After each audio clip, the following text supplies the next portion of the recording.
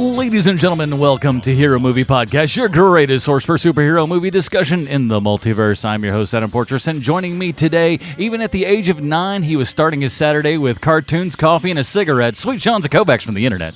My dirty babies, my fellow dirty babies, we have done it. We have done it. And he's doing his best to bring back the carrier pigeon, Bruce Leslie. I'm a prickly pear, and when it comes to that baby, his diaper ain't the only thing that's dirty. Ooh, that is terrible, everybody, because this week we are wrapping up anime. Let me see if this is the right button. It's gonna be... There we go. Get used to that one more time as the month goes out here and everything. But this week we had all of our supporters over at patreon.com/HMP vote on what we would actually watch this week. And here are the results. Dragging up the absolute bottom was Full Metal Alchemist Show Tucker, which I don't blame that because it had a lot of strong competition this week. Coming in after that was Your Name. Just above that was Attack on Titan, but the two that struggled for that lead were Star Wars Visions and Tranzor Z, but Tranzor Z popped out by just one single solitary vote. So I don't know who it is. That is amazing to me. Tranzor Z was able to rock the vote with that competition. It was quite surprising. About our audience, I believe. Justin said, I'm voting Visions because I've already seen it and it wouldn't have to watch another anime that I'll end up hating. This month has been rough. Oh, but Justin, you're not going to hate. You if you saw this episode of Tranzor Z, you already know. The nice thing is, you got an excuse if you didn't watch this episode because it's kind of like solving the riddle of the Sphinx to get it. It is. It's like it's on archive.org, but nothing's in order. And whenever you try to share it, it just shares episode 10, no matter which episode you share it. Nate says, as a dirty baby, I'm voting on the shortest run Star Wars Vision. Tranzor Z is also sort of an acceptable choice for all dirty babies. Well, look, I'm going to come clean here. If Star Wars Visions won it out, I was going to be happy with that too because it's a Star War. Yeah, but I'm really proud of my fellow dirty babies this week. But I'm just really heartbroken that neither Attack on Titan nor Full Metal Alchemist Brotherhood did very well in the vote. Listen. Well, but look, Attack on Titan is hard to get into at first, but once you're in it, oh my word, I love that show. Yeah, and we had a lot of killers for this vote, so yeah. and people were. It was all over the board for the most part, but with those two struggling as the top position, I thought that was kind of fun and everything. But if you would like to support this show and get your own voice heard on these votes and get the pre-show, post-show, Dinger Zone, all that kind of good stuff, head on over to patreon.com/HMP. Doesn't matter what level you end up supporting at, you get all those fun things. Just take whatever value that you get out of this show, put that into a dollar form, send it to us at Patreon, and at the same time, get yourself more content for you. And it should make you happy knowing that, you support one of the little guys as opposed to one of these big giant things that's going to make you listen to 45 minutes worth of ads that you don't want to listen to on every single podcast. We value you more than that. We give you 45 minutes of original content you don't want to listen to. Yeah, I mean, at least, but it's not an ad. Think about that one. Put that in your cap there, kids. So let's, again, patreon.com/HMP. A big giant thank you to all of you fine folks. And we'll run through all of your kudos and everything next month or next week as the month goes over here. So also, if you have anything that you want to plug, this is the best part. Patreon, you guys are part of a family with us. I know there's a couple shows like we've been watching, Marty's show. Go check out that. So anything that you guys want to plug, if you're a supporter of this show, go ahead and just send us a little message there because we love you guys and we want people to check out your stuff as well because that's what I like. I like sharing it all out there with everybody. All right. I do not have a trailer for this Tranzor Z, which is... Oh, just run that song again, that earwig of a song. Oh, yeah. Here of you go. The opening song.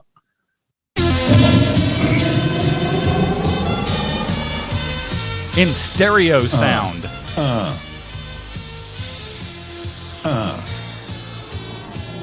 This thing says 1080p, but I'm thinking that's probably not true.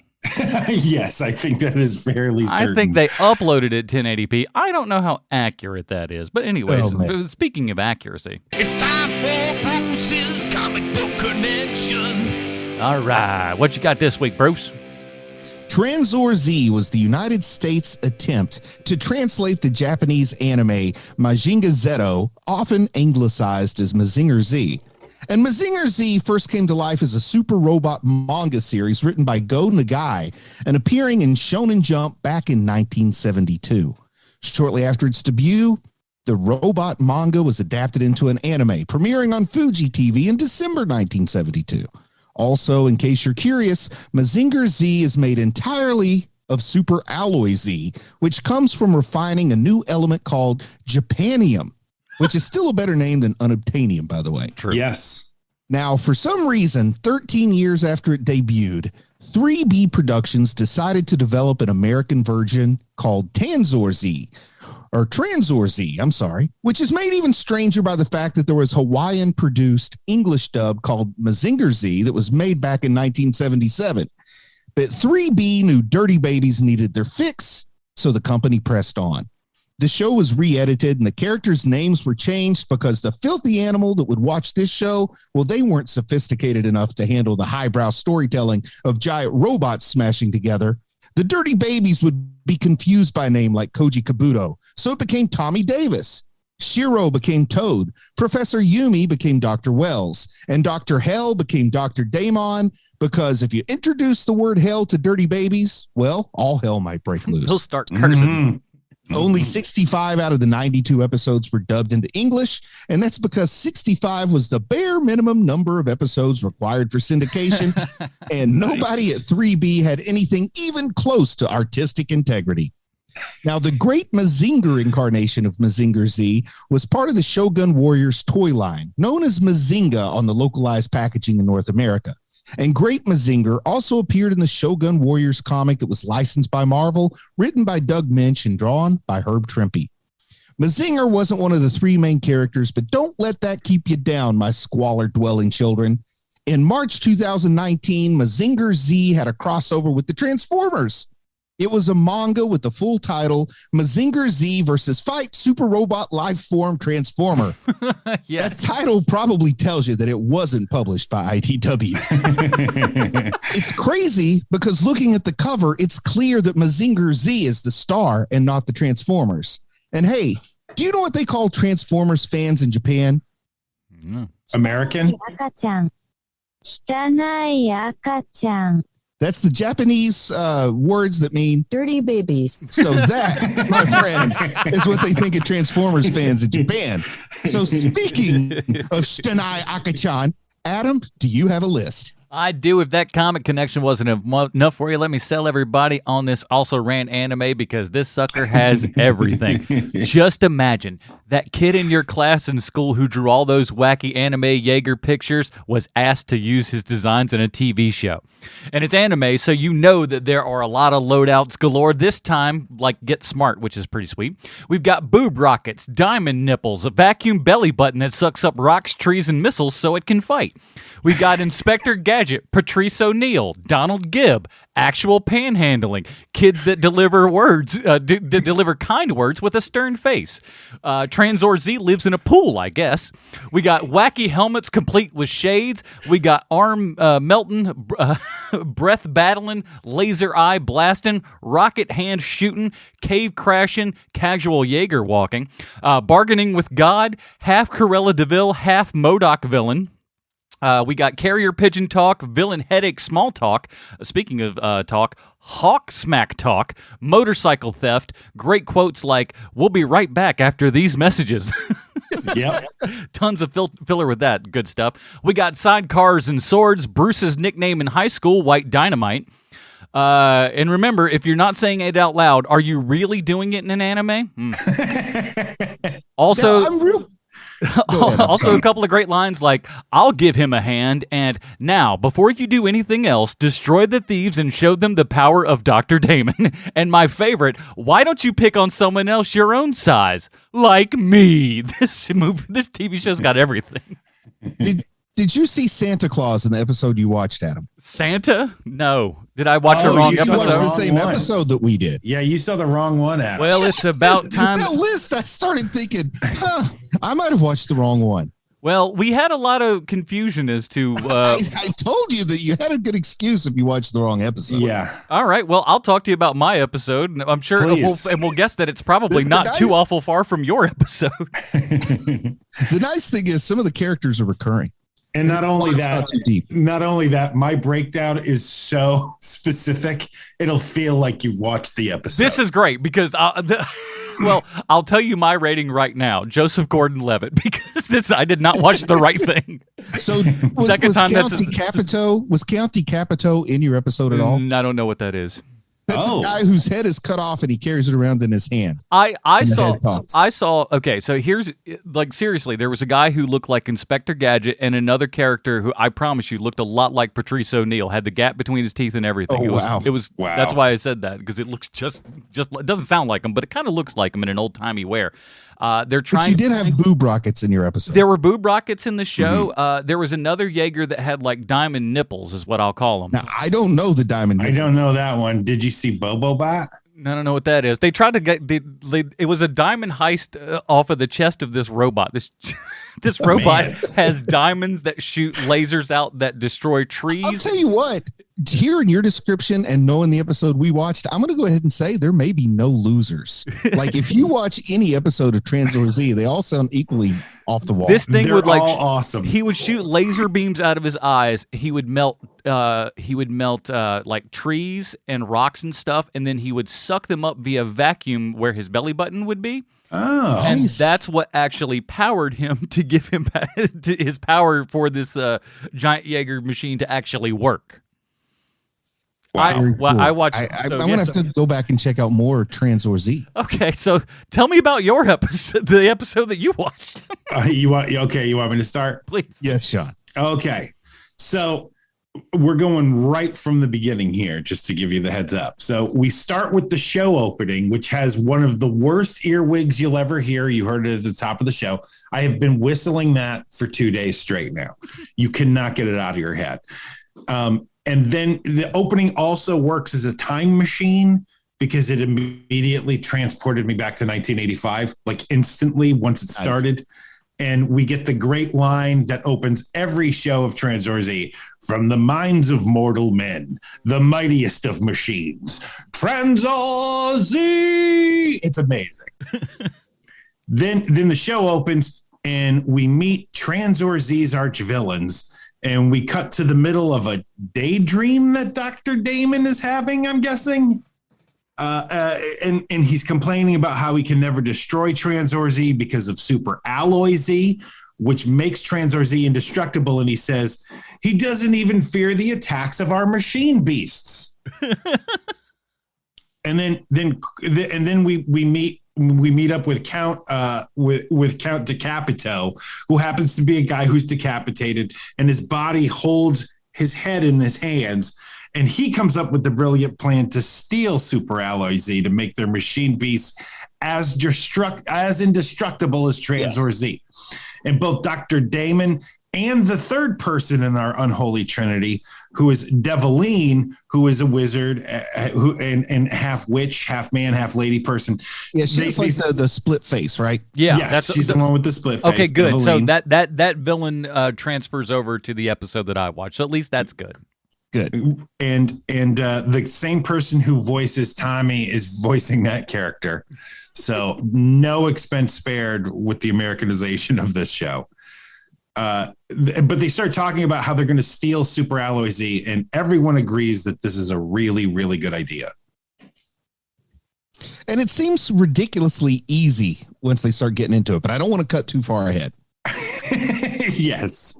So then we cut to a beautiful winter paradise where we meet up with our heroes. Frog. Huh? They're skiing, right? Well, we're getting there. We're meeting up with our heroes, Frog and Bobo, and Jessica and Tommy are off somewhere. We don't know where they are, but people are building snowmen and skiing, and one of their friends is tearing up the slopes when Loudmouth buffoon and mechanic Bobo describes that he's a much better skier and says, "That was nuttin'," and then tries to show off down the slopes only to smash into the head of his giant robot Bobo bot. And when this is like he did it on purpose, though. Like he meant to do that. But what happens is that when he goes inside, like he falls inside of the robot, and for some reason, when he lands inside the head of his robot, a grandfather clock falls off the wall that's inside of the robot's head. For some reason, like why would you need a pendulum swinging clock on your wall? But he had one, and then we cut to the outside of Bobobot, and the robot itself appears to be disappointed by recent events. And I love the expression, the ability to express emotion that Bobobot has. Who, by the way, I thought he was Bubba for a while, which is kind of a better name. Well, I thought I remembered it as Bubba Bot, but it's actually Bobo. But I think we can agree, Bubba, if you want to call it that, we're not going to correct you. No, it's a pretty great name. It's a Bobo Bot, though. Doesn't it have to be a monkey? If we're going by Mr. Science Well, it does rules. look a little bit like a monkey. Like, I mean, the arms are really long on it, like a monkey would have, just like its owner. Like It really looks like what a robot, an animated robot, would look like if you put the least amount of effort into designing an animated robot. Agreed. That's what I thought about a lot of the stuff. When you see the actual Tranzor Z vehicle itself and everything, it is just like, boy, you got to say it's minimalistic is a nice way to put it. I believe what you're searching for is charming. Oh yes, it's minimalistic charm. I cannot get over how much I love this show. Like, I loved it when I was a kid, but I only loved it as like Voltron isn't on yet. Yeah. But now I love this show way more than I loved it as a kid because it is so charming and it is so weird. And like, you can literally feel the splicing of the American producers of what was a very different Japanese show, I'm sure. It totally. Now, I don't know what the Mazinger Z version was like, but so far this Tranzor Z version has absolutely missed any of the narrative themes, the statements on the human condition, what it means to be human, what it means to be in conflict. It totally misses any of those themes that were touched on in Mobile Suit Gundam, yet it is infinitely more watchable than Mobile Suit Gundam. Like, I don't know, it sounds like an unfair thing to say, but I could watch 7 hours of Tranzor Z and never get bored, I'm convinced. We found out 2 hours and 15 minutes without a break is a little too much Mobile Suit Gundam. Yeah, and I mean, come on, 24 minutes. You can't beat 24 minutes, man. And sometimes like the deeper themes and the deeper consequences and the depression and the sucking your soul out. Well, it's just not as much fun as Bubba Bot, who probably looks like he's going to fart if you pull his finger. It's true, and there's something also where it's like because it's so childish.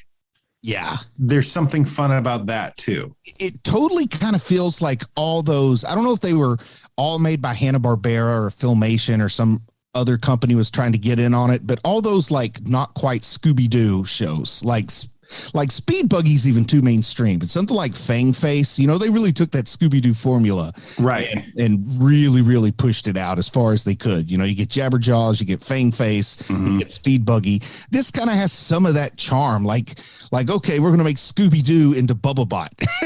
I don't know, but it really kind of has like that Hanna-Barbera charm too, where nothing that happens in this episode will have any consequences on the next episode.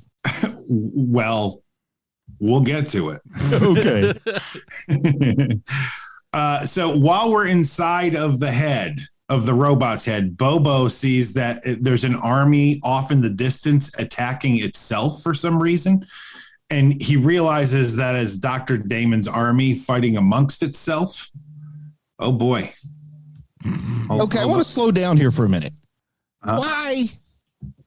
Is it just a coincidence that the ski slopes that they went on for vacation happened to be next to Dr. Damon's army? Or are they there on purpose? Like, why are they in such close proximity while they're also like skiing and having a good time? Bruce, have you not been to a ski chalet and have a couple of guys with laser guns and whatnot out inside you hadn't had that? I am going to give them the benefit of the doubt which I will always give this show at this point, and say that it was all part of the plan. Whose plan? Dr. Damon's plan. Okay, yeah, okay. Dr. Damon knew they were going on vacation to Aspen or whatever, and he followed them. Right. Okay, now that I could buy. Okay, so this army is attacking itself, and he finds out that it's Dr. Damon's army. But then all of a sudden, a bullet ricochets off and almost hits Bobo, which enrages him, and he starts attacking each side of the battle, which ends with Bobo presumably killing roughly about 100 people and taking 2 prisoners. Now, we do want to point out these are robot troops, though you couldn't tell by the animation. In fact, I would dare say that in Japan, they were just plain old human troops. Those all look like people. Yeah, I'm pretty sure it's just the Tranzor Z 3B Productions translation that decided if he's going to kill all these folks, let's just say the robots, but they do not look in any way, shape, or form like robots. Well, they got like human helmets on, and they look like they're wearing like it's and you know what? flesh underneath it. If it's like 1968 Star Trek episodes or whenever Star Trek was on, and it's kind of expensive to get somebody into a robot costume, so you just have somebody that looks like a human, you call them an android, and your special effects are done. But this is a cartoon. You can draw a robot as easy, if not easier than you can draw. So they were humans, I'm sure, in Mazinger Z. And they're like, well, they're all getting killed left and right. Let's just say they're all robots. Throw a quick line in there about robots so the parents' associations don't, crap on us. Let's go. But there's nothing on the screen visually to confirm that they're robots. No, nothing at all. I almost feel like it's a lie Tommy told Bobo so that he wouldn't hesitate to kill these guys.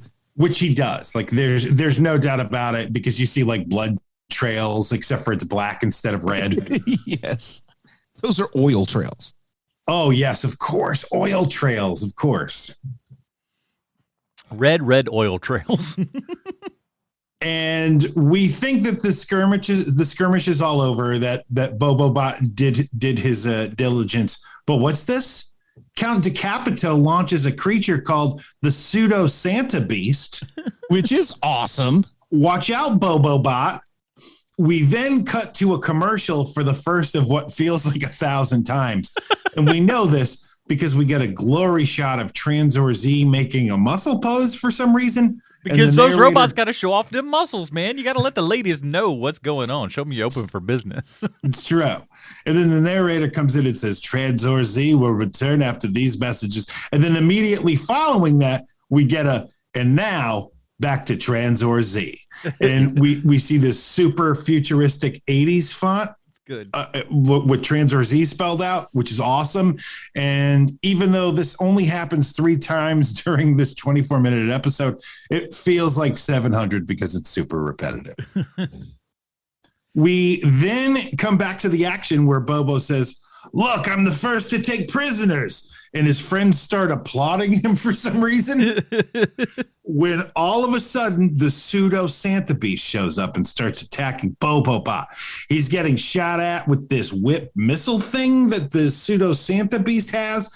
And when Jessica sees this, she immediately tells Tommy what's going down, which makes Tommy spring into action. I feel like we need more evil robot Santas out there that fly like, those rocket powered sleds. In the Japanese version, Mazinger, that robot was called Santa Claus P10. But why Santa Claus? Is it just because they're at a ski resort? Nothing tells me that nothing in this episode says it's the Christmas season. They just happen to be skiing, but you can go skiing in February, right? Well, yeah, but at the same time, too, though, what does Santa do in his off-season? Perhaps he turns into a robot and goes and messes with Tranzor people. I don't know. With a rocket-launching whip, which seems like not the best design for a rocket launcher. Yeah, you can just hold a gun and just shoot it at people, and then it just goes. Like, if you've got a whip and it's just like dangling, and then the rocket launcher's at the end of the whip, the recoil's just going to like the rockets are going to stay still and the whip's going to shoot backwards, right? If you don't do it quick enough, it'll just go off. And I don't know if you can snap a rocket no matter how hard you fling a whip. That's why people hold those things on their shoulders and brace themselves. You don't see anybody shooting a rocket launcher on ice skates, do you? I kind of want to now, but yeah. Definitely do now. That'll be the first scene in my next movie that I make. We then get the sequence that everyone who's ever watched this show remembers. Tommy runs to his hovercraft, flies over a pool, which then drains out when he yells Tranzor Z, go ahead. This is your Mighty Morphin Power Rangers moment, your thing that we're going to be doing every single episode because, but not only are we'll be right back after these messages, but like between that and then you go down this corridor and then you're in this little plastic bubble and then you go to this thing and then it goes inside the head and all this kind of crap, just saving money left and right. It confused me though, because if it's like snowy everywhere and everybody's skiing, why isn't the water frozen in Tranzor's pool? I think that's a different location. Oh, it's very, very far away from each other, these two things. That's why he has to jump in the hovercraft? Yes. I mean, that hovercraft is fast, boy. So fast. Let's just say me and you and Adam were going on a ski vacation together, and we all three just happened to have giant robot mechas. Mm-hmm. Is there any way we're going on that trip and not taking our giant robot mechas with us? Like, I wouldn't have to fly back home and get my giant robot mecha, because if I got a giant robot mecha, I'm taking it. I'm taking it to Park City for Sundance. Yeah, a little just in case. I gotta say, I don't like your implication, mister. Are you saying you would not take your giant robot mecha to Sundance? Of course I would, but what I'm saying is that you're calling the Tranzor Z people the good people over at 3B lazy. Oh, I said it. I will not have you besmirch the 3B people here in my presence. Like Bobo didn't have to fly back home and get his Bobo bod. He was out there on the slopes. He's already out there on the slopes. Also, though, I mean, it's basically just a trash can with arms, so there's no loss. I would say that in a knowing my athletic abilities, I would probably want to ski inside the Mecca, because I don't want to. I don't want to end up like some of those famous people who've died on the ski slopes. As someone who has skied, who skied for years when he was younger, probably a good idea. So the first time, I was in high school, I'd skied and stuff before, but I was just like, we're going skiing on this trip. And at first I was just like, okay, I'll do the skis. And then the second day I was like, man, I really want to snowboard. This is kind of like just when snowboarding was starting to kind of pop off and everything, and you could easily rent a snowboard. Mm-hmm. So I was like, I'm going to trade in my skis here for a snowboard tomorrow, and I'm going to spend the rest of the time snowboarding. And I'd skateboarded a whole bunch, so I was ready to do it. And as we were kind of leaving the ski place that day, I made a joke about a guy stepping in poop. It's kind of a visual joke, so it doesn't really work. But as I was doing it, my knee popped out of spot and then back into place, and then I couldn't. No. And I spent the entire time the rest of the trip in this sweaty, disgusting ski lodge that just smelled like BO and wet, and it was just the worst experience ever. But don't make poop jokes when you go out skiing, kids, because your knees can get disconnected and put back into place. Is it because you didn't realize your foot was fastened to the board and you tried to lift it? No, the joke was about a guy that was walking down the road. He's dragging his foot, and then another guy follows up behind him and gets beside him, and he's also dragging his foot. And the one guy looks at the other one guy, goes, Vietnam, 1969. The other one guy looks at me and goes, piece of dog crap, 3 miles back. And how did that make you hurt your knee? Because I was doing the act out. And as you were attached to a snowboard? No. This was just like walking in the parking lot. We were just. Oh, okay. I thought you were attached to the snowboard, trying to do the act out, but you didn't realize your foot was tethered. No, in place. the day was over. We're just walking back to the car. I make the joke, and then my knee pops out. Oh boy! So you didn't even get to go down the hill once. I did the first day. I bunny sloped it a little bit with the regular ones. I think I went down maybe 1 or 2 regular slopes with skis, but not a single bit of snowboarding in there. It's still to this day have not snowboarded, and I'm kind of a little miffed about it. It's a bummer. It'll happen at some point, I'm sure. I still got them skills. Mm-hmm. Anyway, I'm sorry. I thought I'd share a fun snowboard just story. Go to the slopes and rent an inner tube. I would do that too, to be honest. So the Tranzor Z robot lifts out of the pool. Then Tommy yells out, "Hovercraft link," which makes his hovercraft link into the top of the robot's head, making Tranzor Z come to life. And I got to say, kind of low budget, cheesy, call it what you want, but I think that's a cool little sequence when he goes into the head. I find that unironically nice. Yeah, me too, man. But I mean, you know, I grew up with it, so of course I love it. No, it's not bad, but like one of the things that that kind of hinders it is just the lack of detail on the Tranzor Z robot itself. It's just it doesn't look like it, you know, for lack of a better words, it doesn't look like it has bones. It looks like it just kind of floats about a little bit. Like there are no real actual joints or anything in it. It's all like, you know, noodle arms and legs. A little rubber hose animation to it. Yeah, if when they got to the feet, they were like, "Oh, we're going to Rob Liefeld this bad boy." I mean, you can tell that the character design was pre-Gundam because that totally changed how mechas were drawn. Oh yeah, man. Geez, I mean, watching that 2017 Mazinger Z. I mean, it's so clear the Gundam influence in the design of the new Tranzor Z robot. It's ridiculous. And this is the other part to it, is that even though I have not seen this TV show in over 30 years, I knew every single sequence of this sequence. I knew every single part of the sequence. Man. That is the kind of thing that there's a certain age in childhood when something can imprint on you and it's never gone. Yeah. And this is definitely one of those moments, and it felt so good watching. We then cut back to the pseudo Santa Beast attacking Bobo Bot, and we get my favorite line of the episode when Bobo says the line, "I get the distinct feeling that Santa Claus is trying to moita me. I wasn't that bad this year." Yes, that is a great line. He said, "I know it wasn't good, but I wasn't that bad," or something like that. No, it's literally word for word. I wasn't that bad this year.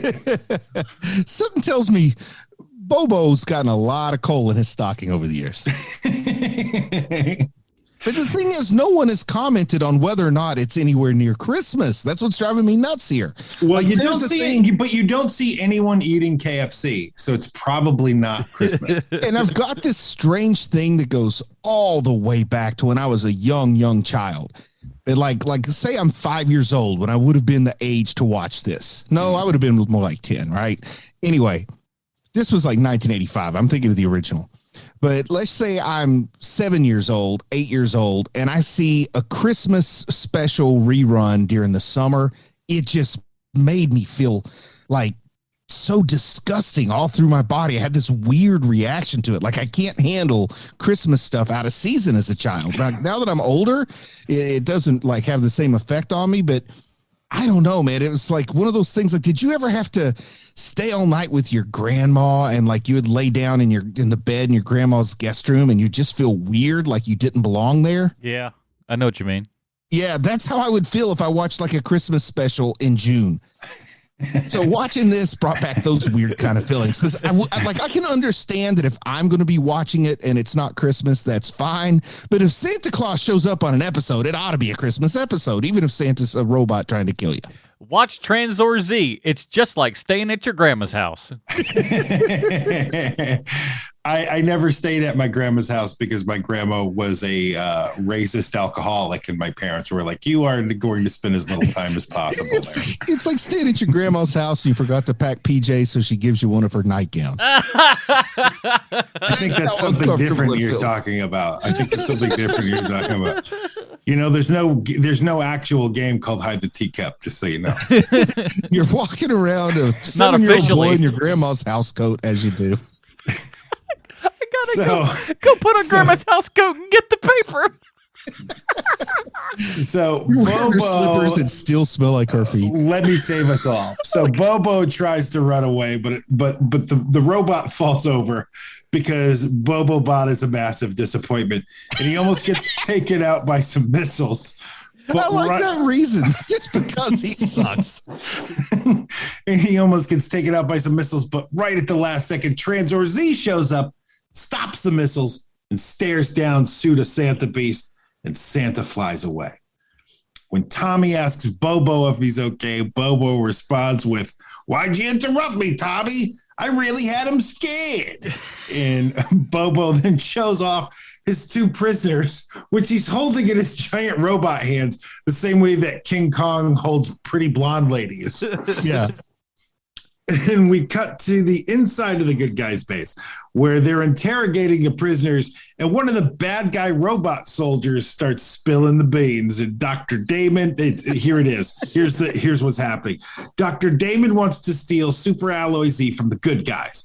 And Dr. Damon's forces are about to mount an attack, the likes of which they've never seen.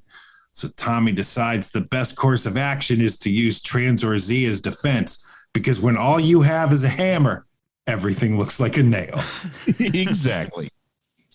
So we see Tranzor Z getting ready for the fight, but this time he's also wearing his super cool flying wing belt. And we learn from the bad guys watching all this action that their plan is going swimmingly. They expected the soldiers to get captured. They knew Tranzor Z was going to be used as defense, but there's another part of their plan. Not only are they using the Santa Claus robot, but they're also launching something called the Clam Digger robot. I love it. I love it because I just can't help but look at that and think, we'll adjust for inflation. The numbers would have been different then, but that's like a $7 billion robot that at least $6 billion of the expense is just so it can put a shell around itself and do what a shovel could do. Like, where the heck does that whole shell come from and go to? Because it, like, out of nowhere pulls a complete shell to put over its robot body and turn it into something that looks like a screwy torpedo. And it's going to attack the good guy's base, and then Count DeCapito and Develine start arguing about whose plan it actually is and who's smarter. And we hear hilarious jokes like, "Don't lose your head over this plan." And it is so funny. I had to rewind several times just so I could understand the subtle nuance of the jokes. Do being the resident Tranzor Z superfan, do we ever get an origin story for Dr. DeCapito? I don't know, because honestly, I have not watched this show in 30 years. Like, literally, this is the first time I've seen it since it was aired on my parents' television when I was a small child. I couldn't tell you. I know that feel like that might be something that was in one of those 30 episodes they didn't bother to translate. I think you might be right, because when you do a little bit of digging, what you learn is that basically Tranzor Z is Mazinger Z, and then a year later in Japan the kids get Mazinger Z Ultra or Super or something like that. And there was never a Tranzor Z Ultra. And so, we were just left wanting. Yes. All us dirty babies just sitting, waiting for the new Tranzor Z to come out. That'll never happen. I'm not watching Superman. I'm only watching Ultra. None of that. No, I'm an Ultra only man. Oh, man. I found the origin for Count Broken Shin, who is called Count DeCapito. Mm-hmm. Now, it's a long story. It's a long story, but he was the commander of Dr. Damon, Dr. Hell, his air division, and his head got separated from his torso, but Dr. Hell preserved him because he was a loyal servant. Oh, that's great. We're all the better for it. Yeah. You think he's a great villain. You think? Oh, man, at one point he had like a robot body with just the head on it. Oh, man, they could have used a little of that in Tranzor Z. They steal. Did Reanimator steal all this? Can we just go ahead and say Stuart Gordon is a thief? That's it. That's where this is where H.P. Lovecraft, time traveling H.P. Lovecraft, got the idea for the Reanimator. The only sweaty little men working on Tranzor Z were the actual animators. So we cut back to the good guys' base where the prisoners start launching into the second phase of their plan. And one of the prisoners has a laser gun in his shoe that he then uses to murder the other prisoner, which the other guy seems totally fine with. So he gets disintegrated, and the one prisoner left says to our heroes, "Hey, that guy escaped and he snuck a bomb into the mining site."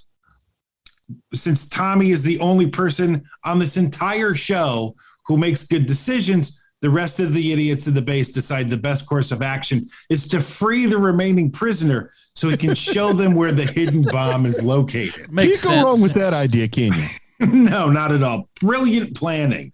And they even show this bad guy where the hidden elevator door is, and he's quietly laughing and smiling to himself as all this is going on, but no one expects anything from him because, as I previously has stated here, they're all idiots. And something that we didn't lay down in the groundwork when the show first began is like there is a dad or something. Yes, but he's off on assignment. Gone somewhere. So this is all happening without adult supervision. Because the whole time I'm watching this, I don't quite understand that in the beginning. And I'm like, why is the battle for the freedom of the universe always being handled by some kids with no adult supervision? Like, we do find out there is a dad who's just off at an insurance convention or something. We don't talk about it too much, but there's a lot of this stuff in like anime and other things where it's just like there are no adults around. It's true. There's a lot of latchkey kids. You'll see like people in junior high age that have their own apartment and stuff. It just doesn't make sense. Yeah, and then there's like there's a little girl who's also like 100 years old, or there's someone else who also looks like they're 1,000 years old who's 8. Yes, that's how all these things tend to work. Have we gotten to the boob rocket yet? No. We're getting so much to say when we get there. We're getting there. And you can speak to that to your heart's content. I knew that you would. That's why I only mentioned what happens, because I'm sure that you have a lot to say about this. So the prisoner is then shown where the good guys keep Super Alloy Z. And wouldn't you know it? Who'd have guessed? He betrays them and takes somebody's gun and takes all of them prisoner. He then thanks them for everything for some reason. He actually does. He thanks them. And that's the part where I said it sounds awfully easy to get the Japanium.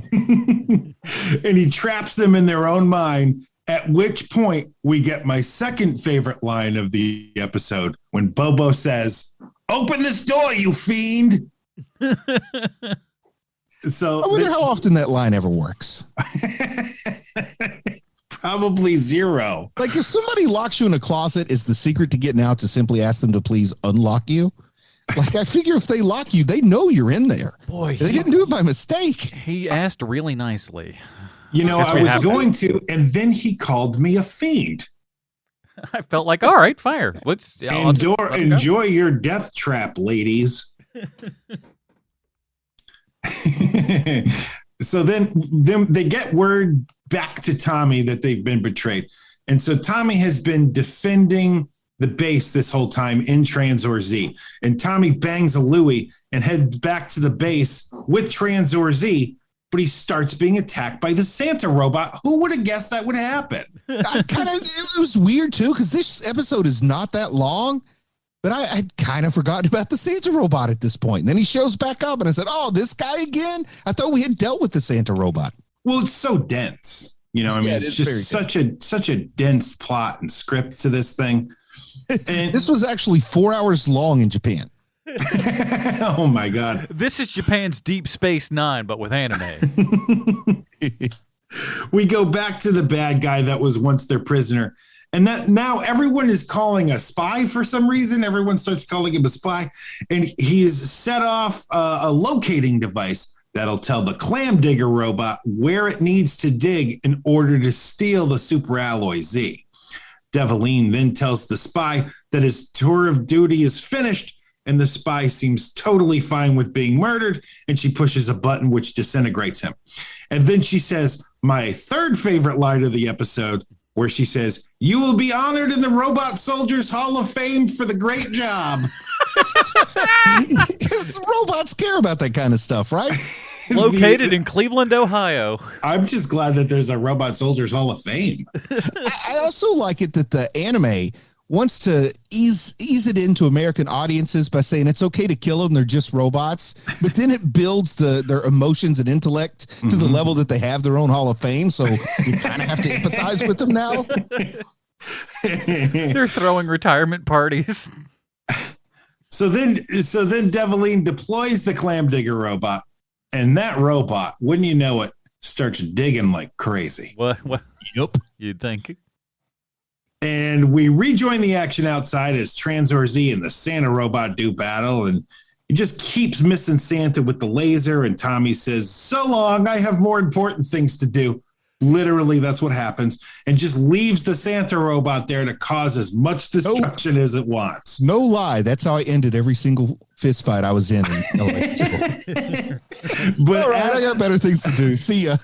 But as he's flying away, wouldn't you know it, the Santa robot starts chasing him. It shoots him with a couple of missiles that make Tranzor Z then turn back around and start chasing after the Santa robot again. Yep, that's how it goes down. We learn that this, too, is part of the bad guy's plan because Count DeCapito starts talking about the plan out loud to no one as all of this is happening. And if in all fairness, I've been known to do that. I do, too. I do, too. I get it. Like, man, I wish somebody was around to let me point out how my plan is succeeding. No one's ever around when I succeed, but boy, I screw up and there's an audience. I'm on a really good rant right now, and there's no one here to hear it, witness it. Especially the days before I could just start texting people like my own W's, when you couldn't text folks. Then it was yeah. I had to write it down in a postcard and mail it to you. By the time you got it, the moment it passed. You're stopping people at the gas station telling them crap. If the Santa robot can keep Tranzor Z occupied, the Clam Digger robot can steal the Super Alloy Z. And that is exactly what happens. Jessica then says she's going to get her robot, Aphrodite A, to chase after the alloy. And Bobo says he'll jump into his robot too, which is meaningless since the Bobo bot is the lamest of all the robots. That's the Tranzor Z equivalent of Ringo saying, okay, I'll jump on the drums.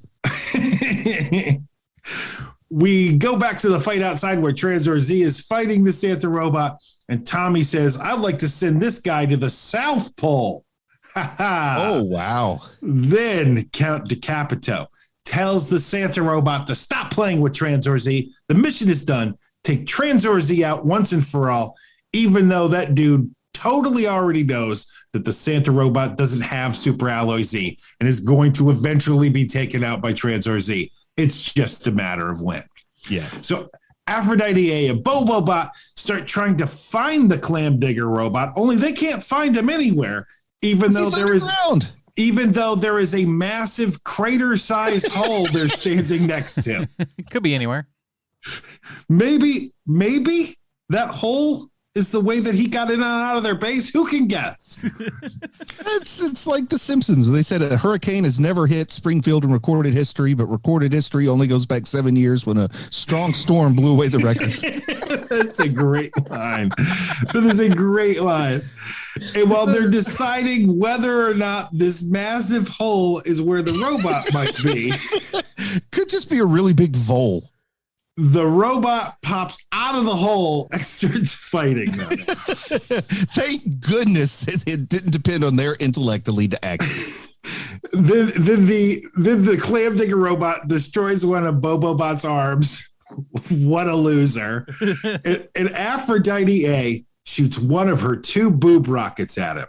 Now we got to talk for a minute. Mm-hmm. You had primed me for a robot called Aphrodite A. You had primed me for boob rockets, and I thought this was hilarious. But nobody told me that the pilot of Aphrodite A is what, maximum 13 years old? Yeah, probably, yeah. Yeah, so that is, you get this anime weirdness. They don't seem to have age-related boundaries sometimes, the way Western cartoons would. It's true. And that's what it's weird. And I do love, as someone had said, that they censored out the firing of the boob rockets. Yes. So I could imagine the confusion as a child where you see these 2 cones on her chest that look like one of Madonna's pointy bras. Then you flash away to the bad guy McKenna Beast getting shot at with missiles. Then you go back and she mysteriously has holes in her boobs with no explanation because they didn't at least edit out the fact that there are cavities left where the boob rockets used to be. See, that's... Well, I'll tell you that it totally works because I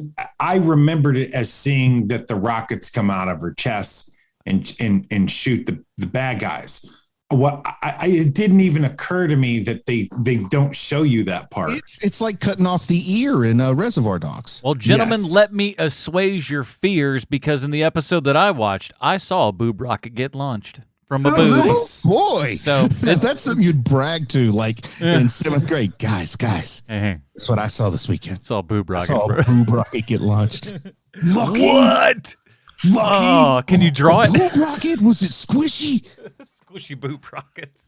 No, they're metal boob rockets. What do you want? There's some... That was the name of my band in high school, Metal Boob Rockets. So Aphrodite A, she's one of her 2 boob rockets at the robot, at the clam digger robot.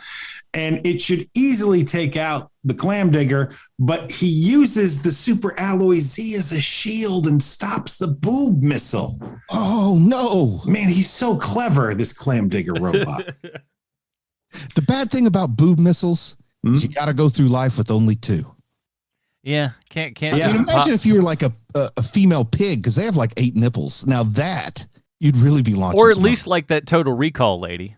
At least get a third boob. Get you a third one in there. It An should extra be shot. like you launch your boob rockets, and then there's a mechanism that just puts 2 more in place, and you show them slowly rise up and press forward. Oh my gosh. Okay, dig this. Hold on. I just put it together because this is perfect anime. The second time that they do it, the rocket boobs are bigger.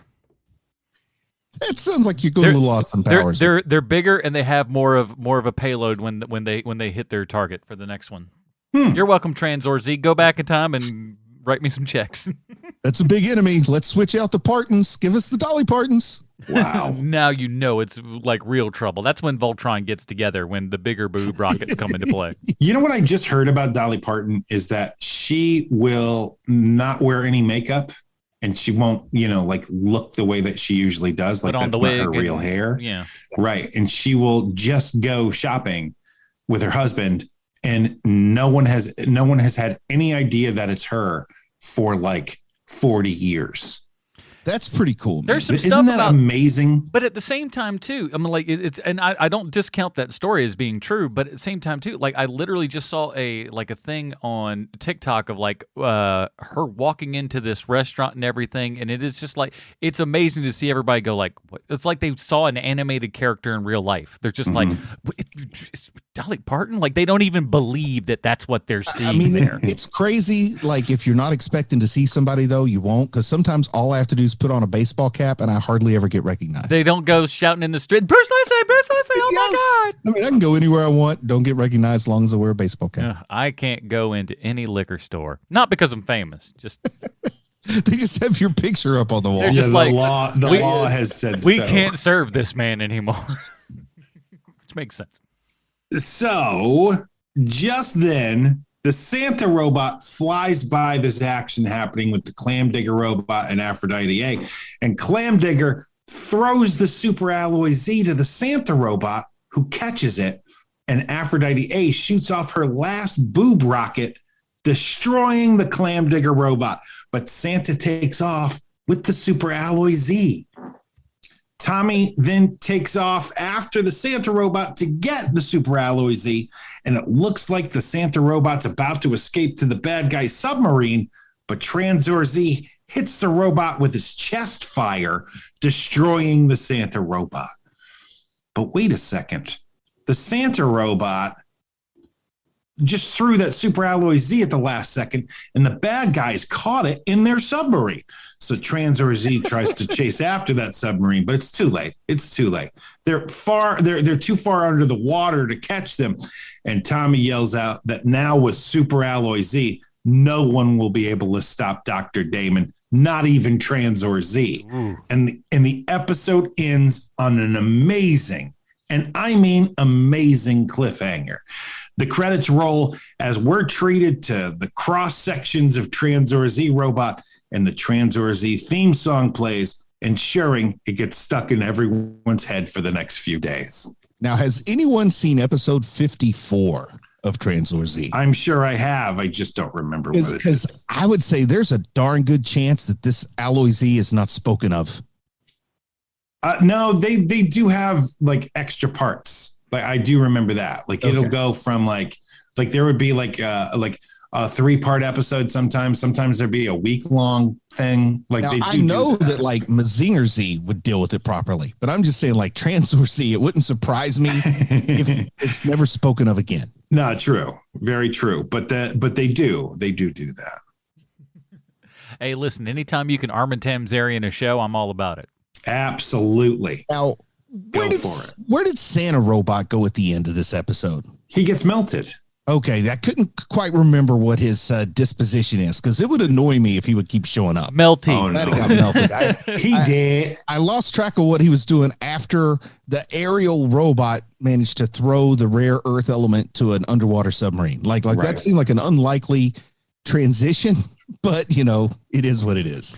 You know what's funny is essentially during the recording of this podcast, while I didn't listen to any of the audio, I did watch all the visuals as we were kind of talking to them, scrolling through. Nice. So Beautiful. this is possible for anybody to actually have done. So you can go back to this episode because it's not too far off. You'll pause in a couple places and scroll back and forth, and you'll get there. But you'll follow what's going on. While I haven't seen it, I feel like I can give this a Robin rating. But Nice. The visuals plus Sean's description, that's probably better than watching it as 3B Productions intended. you do need to get a couple of things into play just from a visual standpoint to know what these people are looking like. Like the big giant robot looks like a Homestar Runner character. Yes. Yeah. That big guy and all that, and the headless guy looks a little bit like a wackier version of a Clockwork Orange type character. And he's in a Nazi uniform. I forgot to mention that. At the time, because it was the era of this, he reminded me of the G.I. Joe character Major Blood, I could see that. just with his head in his hands. I could definitely see that. Let's. I want to read a couple of things from our Patreon supporters and see what they thought about this episode. Noah says, "Oh man, I feel a little more dead than alive after this one." Now, granted, back in the day, it might have been a little bit better received, but that was rough. It's like the candy you find on clearance at the dollar store. Oh man, It plays at the beginning just like other good stuff, but it's just not real right. Stephanie Brown for me. I think I did describe this as like Dollar Tree anime before we watched it. Oh yeah, man. Yeah. Nate, who is also he's kind of redone his Patreon name in a way which I like. He calls it's instead of King Solomon's Baby, Dirty Solomon's Baby. Oh, that's good. So there you go. Nate says, I thought I'd remember more of this, but my recollections began and ended with the clarion call of Tranzor Z. In fact, I remember that even before I watched the episode. There was a lot of make-believe in the playground in 1985, shouting out that transformative phrase when I was 9 years old, but I doubt I acted out the whole sequence from glass dome elevator car to vacuum tube to hoverjet to another larger vacuum tube to the drowning pool to Tranzor Z's head. Looking back, that seems a bit much, no? This is a Damian Wayne for nostalgic value only. Aside from that, it is my wish that this is the one in... Oh my God, okay. Aside from that, my wish is that this is the one and only anime. This has been my least favorite stretch of the show since July and August 2020, when you covered all of those live-action manga and anime adaptations: Priest, Old Guard, Warrior Nun, Ichi the Killer, and the Transformers anime. This stuff just isn't for me. I can enjoy anime as a change of pace on HMP, but not week after week. The Dirty Babies are dead. Long live the Dirty Babies. And man, I can't believe they were playing Tranzor Z in the playground. Their recess must have been like 7 hours long to get down to that level. Okay, we've played everything else. It's time to let Nate play Tranzor Z. There's just a little kid, like there's just one child, like standing at the highest point on a rock on the playground, just going. Dun, dun, dun, dun, dun, dun, dun, dun, I mean, you had Robotech in 1985. You didn't need this. And Matthew Vandiver says, aside from a silent voice, this really has been a retro anime.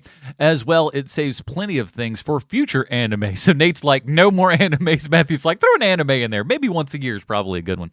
Tranzor Z is so bad that it's funny, and I totally want to do impressions of some of the voices involved. Some of them seem distinctly familiar. The person saying Tranzor Z will be right back after these messages sure sounds like Peter Graves, but I doubt that it is. I think I need what more. a great career turn for Peter Graves. We have fallen from grace. I think I need more giant robots with dad bods, and of course, boob missiles are the breast. I see what you did there, Matthew. How dare you? You. All right, before we get to our final grade of everything here, we have to ask ourselves one very important question: is how this wild and crazy anime relates back 1-to-1 with Sylvester Stallone. I only have myself to blame. Yeah, sure. Hi, Sly. Today, let's talk. Oh, sorry. Thank you, Adam. I have a prepared thank statement. God, I thought something was weird. Hi, Sly. Today, let's talk about the voice actress Mona Marshall. If you've ever seen a cartoon, you have heard her voice. She works all the time and has been a voice actor for longer than most of our listeners have been alive. She's probably most famous as the voice of Sheila Broflovsky, or as the character is better known, Kyle's mom on the TV show South Park. She's worked with Pixar, Disney, Lucasfilm, and Genndy Tartakovsky. She voices the character of Toad on Tranzor Z. And in 1997, she did additional voices on your animated movie called Ants. Mona Marshall is 75 years old, and this year she's working on 2 different projects. She's added over 400 voiceover roles. She's been working nonstop since 1979. Wow. She was the voice of Penny on Inspector Gadget. She was a regular on the Rambo cartoon. And if that's not enough for you, she even wrote an episode of Who's the Boss? Wow. Just an amazing career. Huh. But you know what else is amazing? IMDb user reviews. And since we're on the topic of the movie Ants, I thought I'd share a review that comes from someone named Jonah17. And unlike most of the reviews on IMDb, this is a positive one. And it's entitled, Yes, for Kids. Jonah writes, you know, there was a time in which we didn't candy coat stories for children. The evil queen in Snow White, for one, was forced to wear red-hot slippers and dance to her death. Even in older Disney films like Bambi, the serious topic of death is broached. Now, no one dies. It's too serious. Horse hockey. One of the best moments I had watching Ants in a theater was listening to a mother explain why Barbatus died. Guess what? Death is a natural part of life, and to refute it exists is just plain wrong. Or as in the recent Disney flick Hercules, Hades, the god of death, is portrayed as evil. What, are people supposed to be immortal?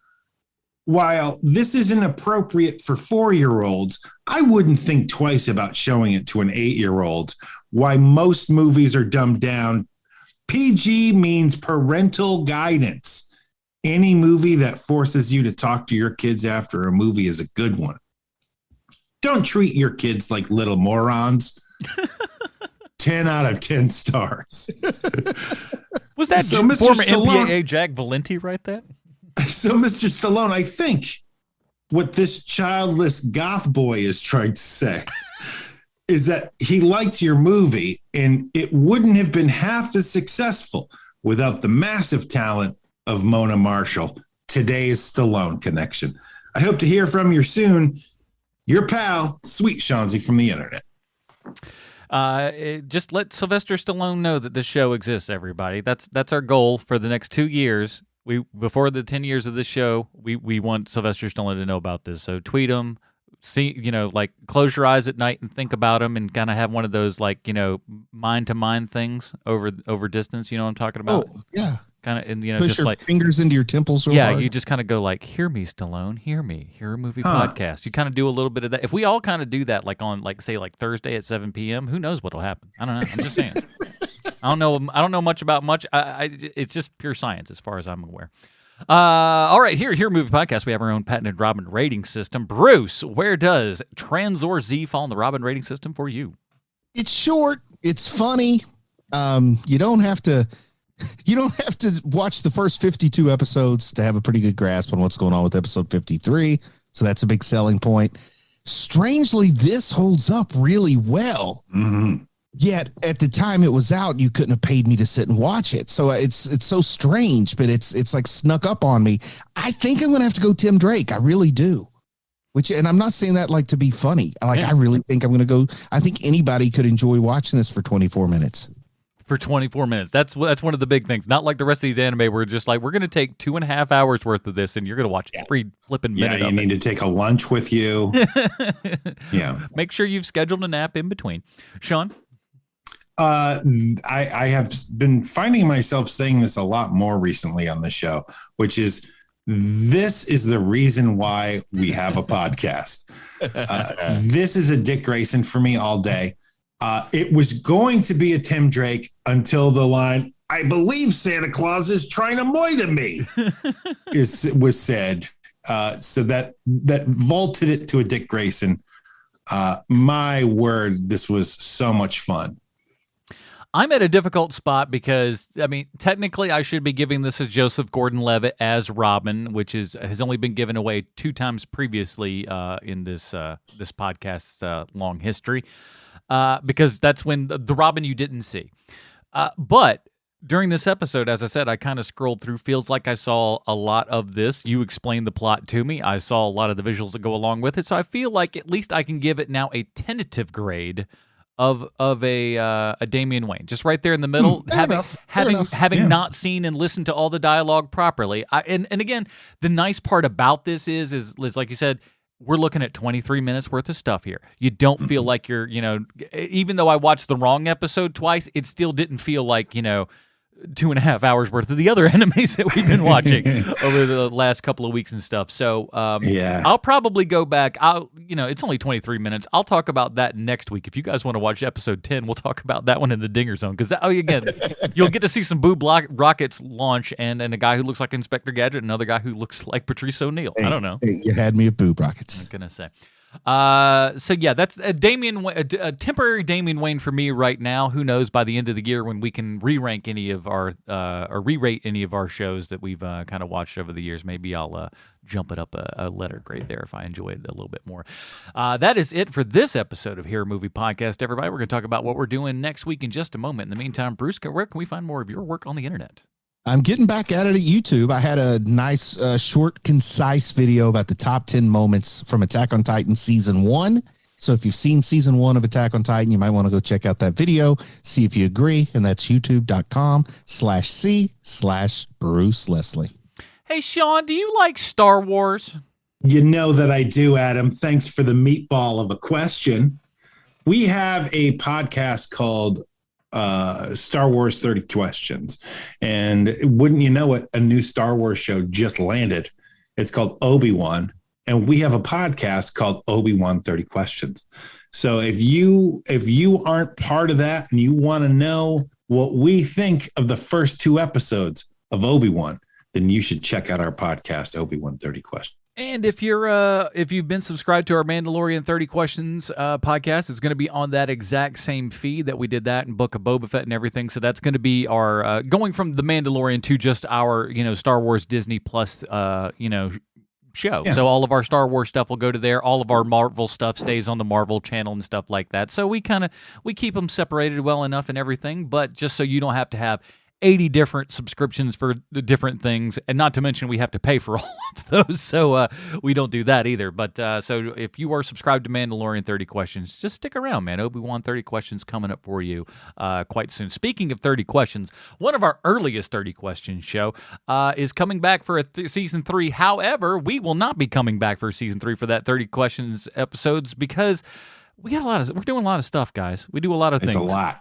We do this show, we do Dinger Zone, we do the Patreon stuff, it's a lot, and plus all the other stuff. So we had to cut the line somewhere, but that doesn't mean that we're not going to be reviewing The Boys, because we did like the first 2 seasons of The Boys, and you can go back and listen to those 30 questions. We did enjoy that show quite a bit, and we'll be covering more of that this week, or next week as well, when we talk about The Boys Season 3. However many episodes that they've got out by that point, we'll kind of review those and talk about them a little bit, and we won't. Maybe we'll do a 30 questions format. Maybe we won't. We'll see. Who knows? But we'll check out The Boys Season 3. That is available on Amazon Prime, probably as you hear this, or pretty darn close to it. So that's what we'll be covering next week. Boys Season 3. That'll do it, everybody. Join us next week for The Boys Season 3. Until then, for Sweet Sean's and Kovacs from the internet, Bruce Leslie, I'm Anna Portress. Stay super, everybody. Bye, Marty and Evie.